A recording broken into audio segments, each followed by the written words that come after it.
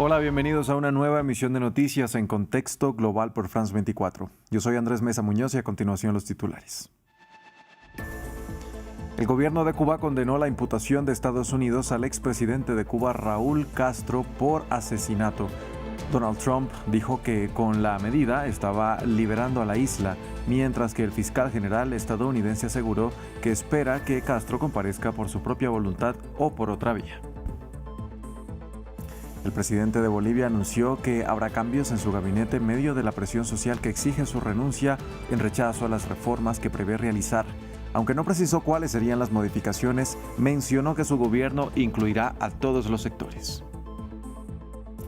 Irán amenaza con extender la guerra más allá de Medio Oriente en caso de que Estados Unidos e Israel vuelvan a atacar.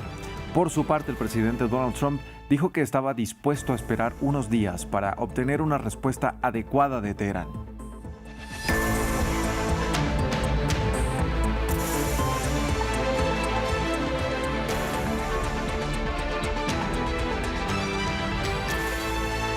Vamos a iniciar en Cuba y la oleada de reacciones que provocó la decisión de la justicia de Estados Unidos de imputar al expresidente de la isla, Raúl Castro.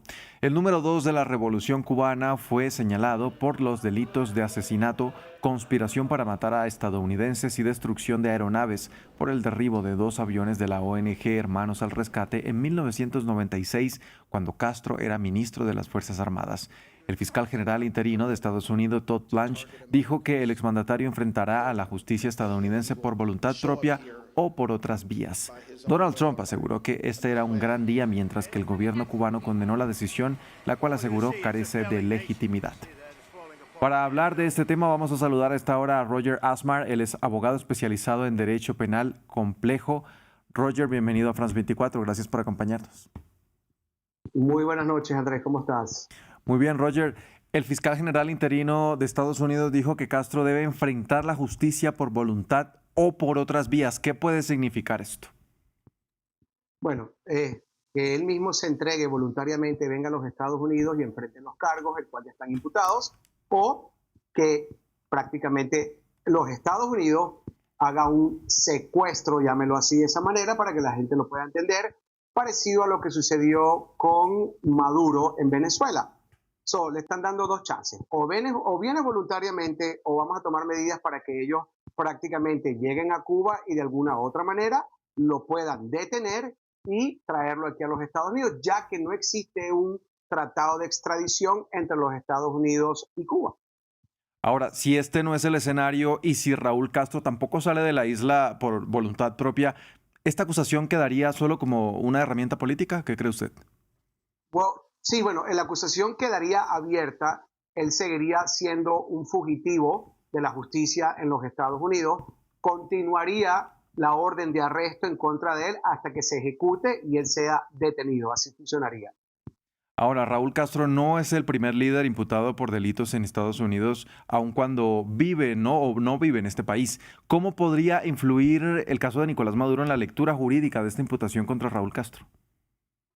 Pues realmente no tiene una cosa nada que ver con la otra. Lo único es que se está dando a conocer y ver al mundo es que los Estados Unidos tienen intenciones de prácticamente llegar a los países donde existe realmente una dictadura, como existe en Venezuela, aunque aún no se ha acabado, pero están en el proceso de acabarla. Existe la dictadura en Cuba y esto es prácticamente el proceso que está aplicando los Estados Unidos en estos países para ellos poder, como lo dicen, liberar al pueblo, tanto al pueblo americano, tanto al pueblo venezolano como al pueblo cubano. Entonces, esa es la intención que tienen en estos momentos, en mi opinión personal, de hacer los Estados Unidos. Ahora, en estos más de 70 años de enemistad con el gobierno de Cuba, Estados Unidos nunca había tomado una medida similar contra un líder de alto rango como lo es Raúl Castro. ¿Qué significa esto y qué implicaciones podría tener además? Bueno, mira, como opinión personal, más no legal, porque estaríamos hablando ya de otro contexto, estas son cosas que está haciendo los Estados Unidos. Desde hace ya un tiempo atrás sabemos que la intención que tienen es de liberar a Cuba, de deshacerse de los dictadores que han gobernado Cuba por tantos años.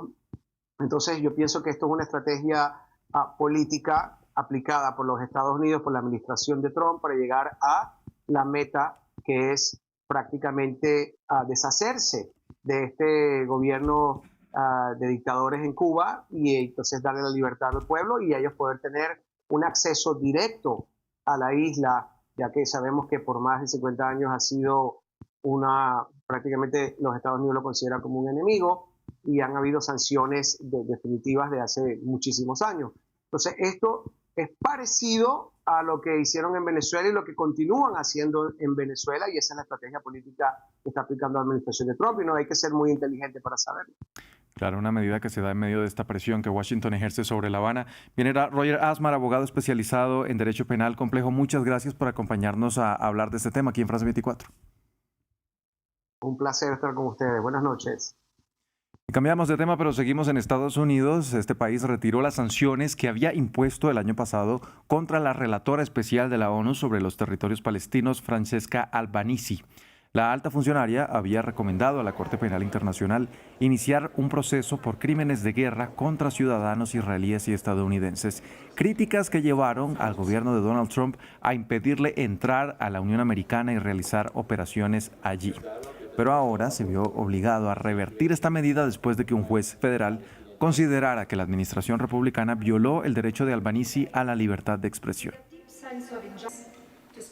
En silencio marcharon una decena de personas en Caracas para exigir la liberación de todos los presos políticos. Sus bocas se sellaron con cinta negra. También rechazaron que los detenidos murieran estando bajo custodia del Estado. La ONG Foro Penal estima que al menos 20 presos fallecieron en dichas condiciones desde 2014, incluido el más reciente caso de Víctor Hugo Quero. La marcha ocurre en medio de la promesa del presidente de la Asamblea, Jorge Rodríguez, de liberar a 300 presos políticos. Algunos de ellos ya comenzaron a ser excarcelados. Aquí les contamos más. Es un paso considerable hacia adelante. 300 prisioneros serán liberados esta semana en Venezuela, según el presidente de la Asamblea Nacional. Incursa en hechos, en delitos demostrados, pero por ser menores de edad, o mayores de 70 años, o portadores de una patología, se está cumpliendo, más allá de la ley de amnistía, con un proceso de darle beneficios a esas personas. Desde que Estados Unidos sacó a Nicolás Maduro del país en enero, la presidenta interina Delcy Rodríguez ha intentado abrir una nueva etapa política, bajo presión de Washington. El gobierno afirma que más de 8.000 personas se han beneficiado desde entonces de la ley de amnistía, aprobada en febrero para ciertos delitos cometidos entre 1999 y 2026. Sin embargo, grupos de derechos humanos aseguran que menos de 200 personas han sido liberadas bajo esa ley. La muerte de Carmen Navas el domingo ha incrementado aún más la indignación pública. La mujer de 82 años falleció apenas 10 días después de enterarse de que su hijo, Víctor Hugo Quero, había muerto en julio del año pasado mientras estaba hospitalizado bajo custodia del Estado. Las autoridades ocultaron la información sobre su fallecimiento, incluso mientras su madre lo buscaba durante meses. Pero lo que hicieron con esta madre es demasiado. Esto llegó pasó todos los límites. Bueno, y terminó, se le acabaron las... Eso es demasiado fuerte, eso no se le puede infligir un daño así a un ser humano y quedar en... Se han producido manifestaciones en varias universidades del país y muchos creen que el arresto de Quero tuvo motivos políticos, ya que enfrentaba cargos de terrorismo que frecuentemente se utilizaban para encarcelar a disidentes de Maduro. Pasamos ahora a Bolivia. En medio de la crisis que enfrenta el gobierno debido a la presión en las calles, el presidente Rodrigo Paz anunció que habrá cambios en su gabinete. Y aunque no especificó cuáles serían, sí dijo que su gobierno trataría de integrar a todos los sectores. El mandatario agregó también que creará una instancia para socializar las reformas por las que distintos sectores piden su renuncia. Desde Santa Cruz de la Sierra, nuestra corresponsal Natalie Iriarte tiene los detalles.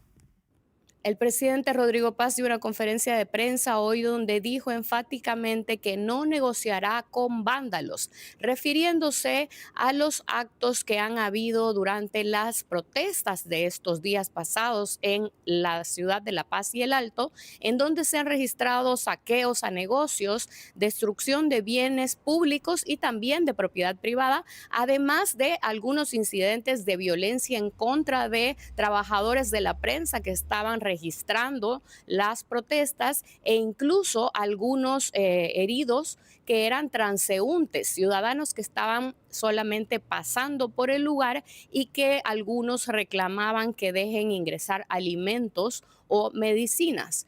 La Paz y el Alto están cercadas, se mantiene más de 2 semanas esta situación y el conflicto se ha vuelto aún más complejo por las declaraciones de Evo Morales, quien pide el llamamiento a unas elecciones en 90 días, lo cual también fue por el vicepresidente Lara apoyado. Lara ha pedido que el gobierno de Rodrigo Paz deje el mando a su cargo porque cree que no es competente y que no está dando solución a los problemas de la ciudadanía. La situación en Bolivia se ve compleja. Los analistas creen que este conflicto todavía va a durar más y que Rodrigo Paz definitivamente tiene que hacer ajustes en su gabinete, que fue lo que anunció. Todavía no se saben cuáles van a ser los cambios específicos, pero estamos a la espera de más información. Vamos ahora con noticias de la guerra en Irán. Desde la República Islámica amenazaron con extender el conflicto más allá de Medio Oriente si Estados Unidos e Israel reanudan los ataques. Esto después de las nuevas amenazas de Donald Trump, quien dijo que está dispuesto a esperar unos días más para obtener una respuesta adecuada de Teherán. Los detalles con Jesús Yajuri.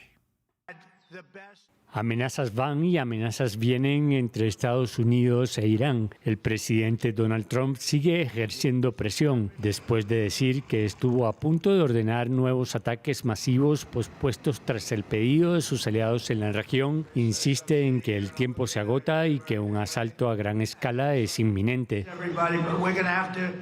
Vamos a tener que hacer un pequeño viaje a un lugar llamado Irán. Tenemos que detenerlos. Tienen la energía nuclear en mente y no vamos a permitir que tengan un arma nuclear. Hemos hecho un trabajo increíble. Creo que vamos a terminar con esto muy pronto. Y no tendrán un arma nuclear y con suerte lo vamos a lograr de una manera muy amable. En medio de declaraciones contradictorias, Trump afirma que Teherán quiere un acuerdo de paz. En Irán, las autoridades exhiben confianza, reiteran su disposición al diálogo, rechazan imposiciones y afirman estar preparados para el peor escenario. En caso de nuevas agresiones, prometen ataques que alcanzarán, según afirman, nuevos frentes y objetivos fuera de Medio Oriente. La Guardia Revolucionaria Islámica, al recordar las repetidas derrotas del enemigo estadounidense sionista, advirtió que, si se repite la agresión contra Irán, la guerra regional prometida esta vez se extenderá más allá de la región y nuestros golpes demoledores impactarán en lugares inimaginables, dejándolos completamente devastados. Mientras Trump dice que su paciencia se agota y fijó pocos días para reanudar los ataques, Irán mantiene el control sobre el estrecho de Hormuz, afirma que ha aprendido lecciones y advierte que el retorno de la guerra traería sorpresas a sus enemigos. El secretario general de la OTAN, Mark Rutte, se refirió a la presencia de drones ucranianos en países bálticos, como el que se detectó ayer en Estonia. Un episodio por el que Rusia acusa a estos territorios de prestar su espacio aéreo para lanzar ataques. El alto funcionario descartó que este sea el escenario y reiteró la capacidad que tiene la alianza para hacer frente a cualquier amenaza. Veamos lo que ha pasado en los últimos días. Esto es exactamente lo que planeamos y preparábamos. Una respuesta calmada, decidida y proporcionada a estas incursiones de drones. Y si los drones vienen de Ucrania, no están allí porque Ucrania quisiera enviar un dron a Letonia, Lituania o Estonia. Están allí por el ataque imprudente, ilegal y a gran escala de Rusia. Y cerramos en París, donde decenas de artistas se reunieron para celebrar un concierto en apoyo al pueblo libanés. El evento, que contó con el apoyo del gobierno francés y el Instituto del Mundo Árabe, tenía un objetivo común: apoyar a un pueblo que sufre enormemente y recordar a todos que el Líbano sigue siendo, a pesar de las heridas de la historia, una tierra de creatividad y resistencia cultural. Desde el inicio de las hostilidades en territorio libanés, Francia ha reafirmado su apoyo al Líbano, considerado un socio esencial para la estabilidad regional. Se han comprometido 17 millones de euros en ayuda humanitaria de emergencia para atender las necesidades de la población civil y desplazada, en colaboración con Naciones Unidas. Hasta aquí este informativo en France 24. Gracias por acompañarnos. Continúen con toda nuestra programación.